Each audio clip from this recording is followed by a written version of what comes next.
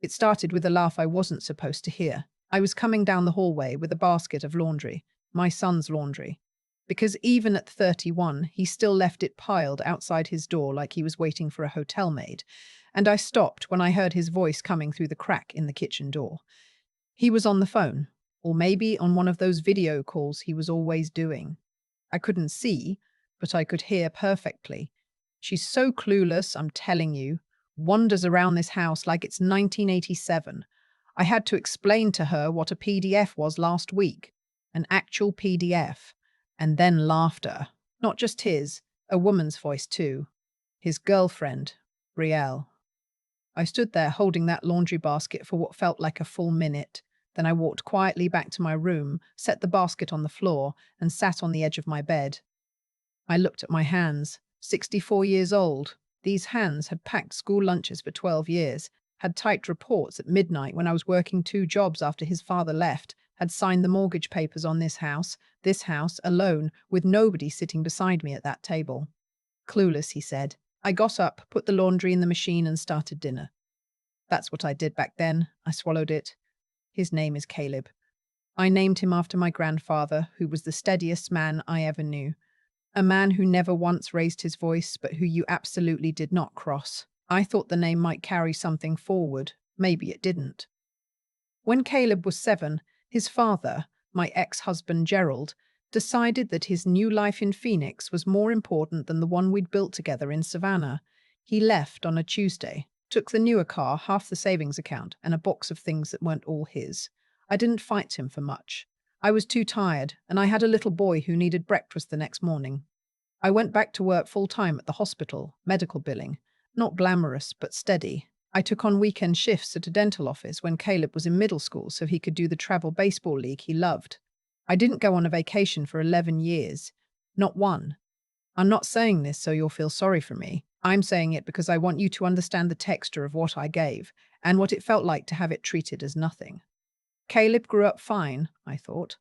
Good grades, a little selfish, the way teenagers are, but nothing alarming. He went to Georgia State, got a degree in marketing, moved back home at 26 when a startup he'd joined collapsed.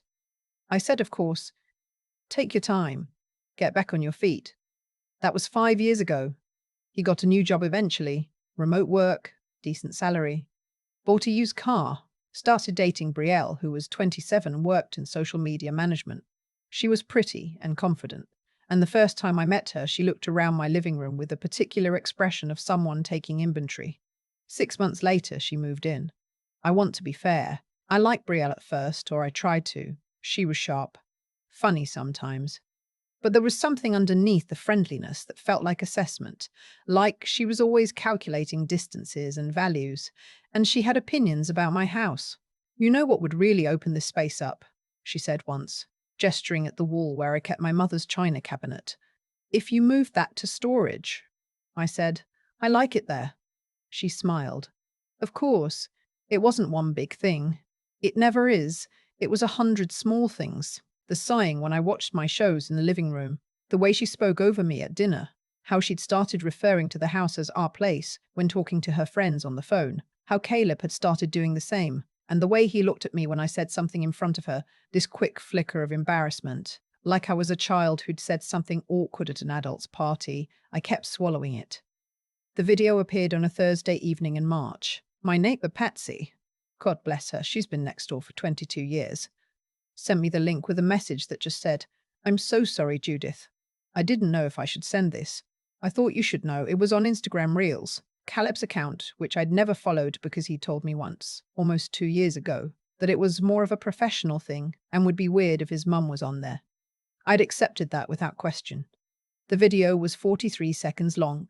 It opened with a slow pan of my kitchen, then my living room, my reading chair with the worn armrest, my collection of ceramic owls on the shelf by the window that I've had since Caleb was a baby, and over the video in that font young people use, white text with a black outline, POV. You're stuck living with your 64-year-old roommate who thinks 2003 was last year, and then a clip, clearly filmed without my knowledge, from the hallway, of me trying to figure out how to cast something to the TV. I was pressing buttons, holding the remote slightly away from my face the way I do when I need my glasses. I heard myself say out loud to nobody, "Oh, for heaven's sake." The caption under the video said, "She asked me what a stream was," as in streaming. I can't. There were over 400 comments, most of them laughing emojis, some people saying things I won't repeat. One that said, "Old ladies living rent-free in their kids' lives," which got 47 likes. I watched it twice. Then I put my phone face down on my nightstand, went to the bathroom, and ran cold water over my wrists the way my mother used to tell me to do when I was upset. I looked at myself in the mirror for a long time. 64 years old. Still here. Still standing. Embarrassing old woman, I thought. No. Smart old woman. And something in me, something that had been very, very patient for a very long time, made a quiet decision. I didn't say a word to Caleb that night, or the next morning. I made coffee, I read the paper on my tablet. Yes, I know how a tablet works. And I let him pour his cereal and scroll his phone and exist in my kitchen as if nothing had happened. Because here is what nobody tells you about being a mother for 31 years. You learn to wait. You learn that the most powerful thing you can do is absolutely nothing, and then everything in exactly the right order. I called my attorney that afternoon, Linda Forsyth, who has handled my affairs for 16 years and who is sharper than anyone I've ever met. I told her I needed an appointment as soon as possible. She said Friday at 2. I also called my financial advisor, Tom Beecham. I told him I needed to review the structure of my accounts and my property documentation. He said he could do a call Thursday evening. I did not tell either of them about the video. That wasn't their business. My business was what came next. What Caleb didn't know. What neither he nor Brielle knew, despite the fact that they lived in my house for going on 2 years, was how well I understood my own finances. I had bought this house in 2009 for $187,000. In today's market, it appraised at just over $340,000. I owned it outright, no mortgage, no lien. I had paid it off in full in 2019, which I had celebrated alone with a glass of wine and a phone call to my sister Patricia in Charleston. My retirement accounts were healthy. My savings were organized into separate accounts that Caleb had never had any access to, though I'd noticed in the past year certain questions he'd started asking. Casual questions, worked into conversations about nothing. What would happen to the house if something happened to you, Mum? Do you have a will set up? What's your financial advisor's name again? I'd answered vaguely and moved on, but I'd noticed. What Brielle didn't know was that I had heard, 3 weeks before the video, a conversation she and Caleb had in the backyard. I'd been sitting just inside the screen door reading, and their voices carried. "If it's in her name alone, we'd have to wait," Brielle said. "I know," said Caleb. "I'm working on it. There are ways to do things. My uncle did it with his mom's property. He said it was just about getting the right signatures at the right time. She trusts me." I had folded the corner of my page and gone inside to make tea. After my call with Tom, I asked him to help me restructure how my accounts were titled. Everything moved, quietly and legally, in ways that would make any future unauthorized action impossible and immediately traceable. Tom didn't ask too many questions. He'd been doing this long enough. Then I went to see Linda. Linda Forsyth has an office on Bull Street and a way of listening to you that makes you feel like your problem is the most important problem that has ever walked through her door. I told her everything, the conversation I'd overheard, the questions Caleb had been asking, what Brielle had said about getting the right signatures. Linda set down her pen. "You did the right thing coming in," she said. "Let's talk about what we're going to do." By the time I left her office 2 hours later, everything was in order. My will was updated. The property deed had an added protection clause, and Linda had helped me draft a formal lease agreement, effective the 1st of April, 30 days away, that would require Caleb and Brielle to either pay $1,400 a month in rent or vacate the property within 60 days. She had also, very quietly, contacted a colleague in the DA's office she trusted, just to have a conversation, just to make sure I understood my options if things escalated. I drove home and made pot roast for dinner. I waited 2 more weeks. I wanted to give Caleb the opportunity to come to me, to say something, to acknowledge, in any way, what he had done. He did not. The Instagram reel had come down after 4 days, but I'd screenshot it before it disappeared. I don't know if he took it down himself or if enough people reported it. Either way, it was gone, and he never mentioned it, not once. He went on making his coffee, leaving his dishes in the sink, having conversations with Brielle behind the closed door of what had been my guest room. Normal. Easy. Like I was furniture. On a Wednesday evening, I knocked on their door and asked if they had a few minutes. Caleb looked mildly surprised. Brielle looked at me the way she always did, measuring. I sat in the armchair across from them, and I placed 2 envelopes on the coffee table. I'd had some time to think about our living arrangement, I said. I want to make sure we're all on the same page, going forward. Caleb smiled, a little uncertain. Sure, Mum, what's up? I've had my attorney draw up a lease agreement. I tapped the envelopes. It takes effect the 1st of next month. Rent would be $1,400 a month, which is well below market rate for this area. There's also a 60-day vacate clause if you prefer not to sign. The smile left his face. Brielle sat forward. Are you serious right now? Completely, I said. This is your son, she said. I know who he is, I said. I've known him his whole life. Caleb looked at the envelope and then at me, and I could see him trying to find the angle, trying to figure out if this was negotiable, if he could talk me down, if there was a softer version of this conversation available to him. Mom, he said, come on, is this about, did something happen? I looked at him, right at him, and I said, very calmly, I heard your conversation in the backyard 3 weeks ago about signatures. The colour left his face the way water leaves the drain. Brielle's mouth opened. I also saw the video, I said. Nobody said anything for a moment. I'm not angry, I told him, and I meant it. I'm tired, and I'm done letting things go without consequence. You have the lease in front of you. Take the weekend to think about it. I stood up, smoothed my slacks, and went to make myself a cup of chamomile tea. They tried, of course. Caleb came to me Friday morning while Brielle was still asleep.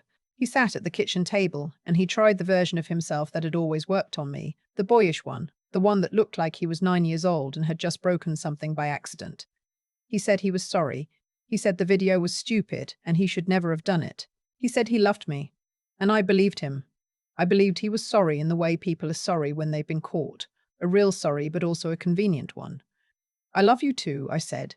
$1,400 a month or 60 days. Those are the options. He tried again Saturday.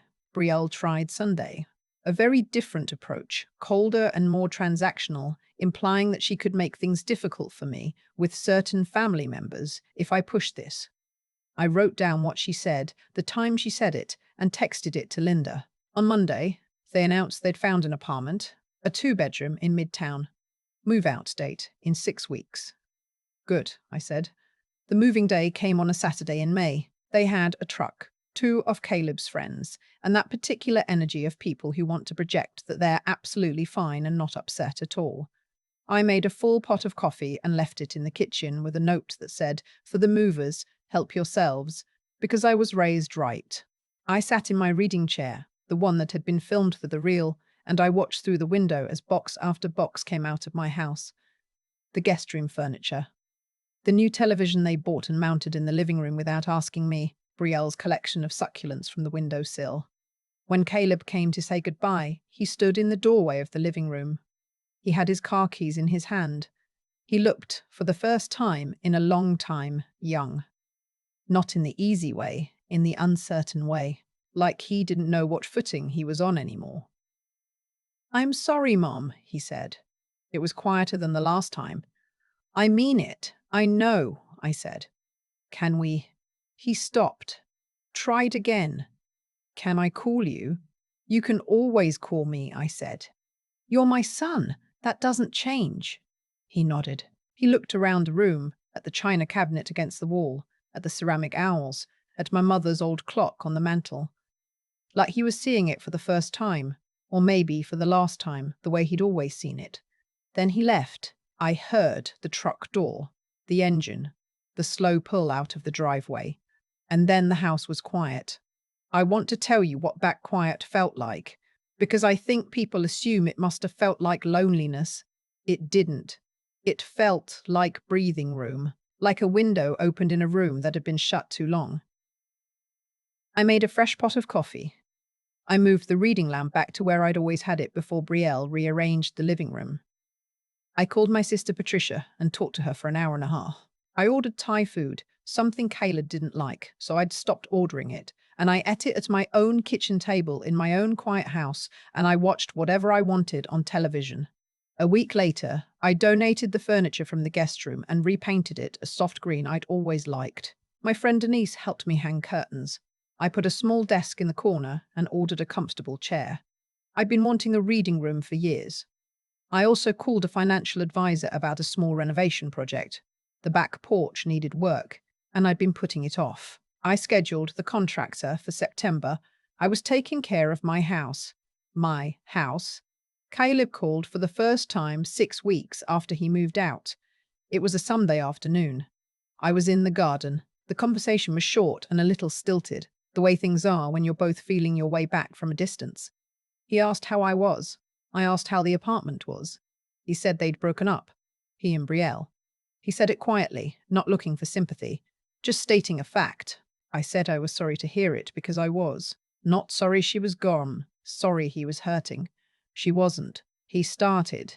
Then I think I let her convince me of things I shouldn't have. I didn't say I know. I didn't say I told you. I just said, okay, because the thing about being a mother is that you don't get to collect debts. You love them through the worst of themselves, and you hope they come out the other side a little more honest than they went in. He asked if he could come for dinner sometime. I said yes. I said next Sunday I'd make the chicken and dumplings he grew up on. There was a pause. And then he said, Mum, that video, I need you to know that I know how bad that was. I've thought about it a lot. It was cruel. You didn't deserve it. No, I said, I didn't. I don't know why I thought it was funny. You were showing off for someone who thought cruelty was entertaining, I said. Now you know what that costs. He was quiet for a moment. Yeah, he said, I do. He came for dinner the following Sunday. He brought flowers, not the grocery store flowers that people buy when they feel obligated, but a proper bouquet from the farmer's market downtown. Peonies, which are my favourite, though I couldn't remember the last time I told him that. He sat in the kitchen while I cooked, the way he used to when he was a boy. He talked. I talked. It wasn't easy, not yet. There was still something careful in the way we moved around each other, but it was real. It felt like the beginning of something we were building on honest ground for the first time. At one point, I was stirring the pot with my back to him, and he said, Mom? Hmm? You knew about the backyard conversation for 3 weeks before you said anything. I did, I said. And you just went ahead and took care of everything, quietly. That's what I know how to do, I said. I've had a lot of practice. He didn't say anything to that for a moment. Then, I really underestimated you. I kept stirring. Most people do, I said, at first. My name is Judith. I'm 64 years old. I live alone in a house I own on a quiet street in Savannah, Georgia, and the back porch renovation is scheduled for September, and the reading room is coming along beautifully, and on Sunday evenings my son comes for dinner. I am not the woman in that video, the one who can't work the remote, the one who's out of touch, the one who can be filmed without her knowledge and made into a punchline for strangers on the internet. Or maybe I am that woman, a little bit, sometimes. Maybe I do press the wrong buttons. Maybe I do hold the tablet slightly too far from my face. But I'm also the woman who raised a child alone in this house for 24 years, who paid off a mortgage by herself, who sat in a lawyer's office on Bull Street and quietly made sure that everything she built could not be taken from her. There's a word for what I did, and people keep calling it revenge. But I don't think that's quite right. Revenge is hot and fast and usually messy. What I did was colder than that, and steadier. And it came from the same place I've always drawn from when things got hard. I took care of myself. That's something I should have started doing a long time ago. Better late than never. I've thought about this a lot in the months since Caleb moved out. Not with bitterness, I'm past that. But with the kind of slow, honest attention you give something after the heat has left it. What happened in my house wasn't unusual. I know that now. There are women like me in every city, in every state, who spent decades building something and then watched someone they loved treat it like it was already theirs, who smiled through small humiliations because they didn't want to be difficult, who told themselves over and over that patience was the same thing as love. It isn't. I know that now too. Here is what I believe, not because anyone taught it to me in a church or a classroom, but because I lived it. The choices we make accumulate. Every time Caleb laughed at my expense and I said nothing, it taught him something. Every time I did his laundry and absorbed his dismissal without comment, I was communicating, without meaning to, that this was acceptable, that there would be no cost. And when Brielle started talking about signatures and property in the backyard, she was working from information Caleb had given her, which Caleb had learned from me, which was, this woman will not push back. I'm not saying it was my fault. I want to be clear about that. What they planned was wrong, and they knew it was wrong, and that is entirely on them. But I played a part in making myself invisible, and that is on me. The moment I stopped swallowing things and started acting, quietly, steadily, without announcement, everything shifted, not because I became someone different, because I started behaving like who I had always actually been. That's the thing about character. It doesn't appear in the big dramatic moments. It's built, invisibly, across thousands of ordinary ones. Every bill I paid alone, every morning I got up when I didn't want to, every time I chose to keep going instead of letting something defeat me, all of that was still there underneath the years of staying small. It just needed permission to come forward. Caleb is learning something now that I couldn't have taught him with words. He's learning it the hard way, which, honestly, is the only way some lessons land. That the people we take for granted are not permanent. That what we don't protect, we lose. That cruelty, even when it's casual and feels like nothing, leaves a mark. And I am learning too. I'm learning that taking care of yourself is not selfish. That a door with a lock is not a closed heart. That you can love your child completely and still refuse to be diminished by them. Those things can be true at the same time. On Sunday evenings now, Caleb sits in my kitchen while I cook. He talks, I listen. We're figuring out how to be honest with each other, which is harder and slower than pretending, but it holds weight in a way pretending never did. I think we're going to be okay. Not because everything is forgiven and forgotten. It isn't entirely, and I don't think it should be, but because we're both finally standing on something real. That's enough. At 64, I have learned that enough is actually quite a lot.